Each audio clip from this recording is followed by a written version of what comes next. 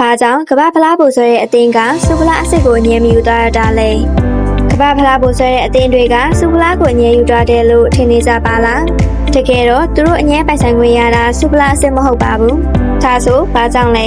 ကမ္ဘာဖလားပိုလူပွဲပြီးဆုံးတဲ့အခါအနိုင်ရတဲ့အသင်းဟာစူဖလားအစ်စ်ကိုကင်ပြီးအောင်ပွဲခံခွင့်ရပါတယ်ကမ္ဘာတဝန်းကပရိသတ်တွေညင်နေရတဲ့အဒီအချိန်မှာကင်ထားတာဟာစူဖလားအစ်စ်ပါပဲဒါပေမဲ့အောင်ပွဲအခမ်းအနားပြီးဆုံးသွားတာနဲ့စူဖလားအစ်စ်ကိုပြန်လည်သိမ်းဆည်းလိုက်ပါတယ်ဘာကြောင့်ဒီလိုလုပ်ရတာလဲဆိုတော့ဒီစူဖလားဟာတန်ဖိုးကြီးတဲ့ရွှေနဲ့ပြုလုပ်ထားတဲ့အပြင်ဘောလုံးလောကရဲ့အရေးအပါဆုံးအမှတ်တရကြီးစီတစ်ခုလည်းဖြစ်ပါတယ်အရင်တုန်းကလည်းကမ္ဘာဖလားရဲ့ပထမဆုံးစူဖလားဟာဖိုးယူခံခဲ့ရပြီးနောက်ဆုံးမှာလုံးဝကျဆုံးသွားတဲ့ဖြစ်ရရှိခဲ့ပါတယ်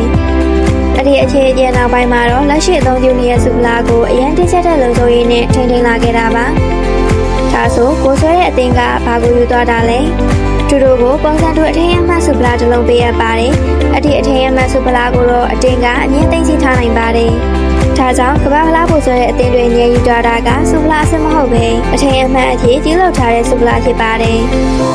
နောက်ထပ်ကမ္ဘာဖလားရဲ့စိတ်ဝင်စားစရာနောက်ွယ်ကအကြောင်းအရာတွေကိုသိချင်သေးတယ်ဆိုရင်ဆက်လက်အားပေးခဲ့ပါအောင်နော်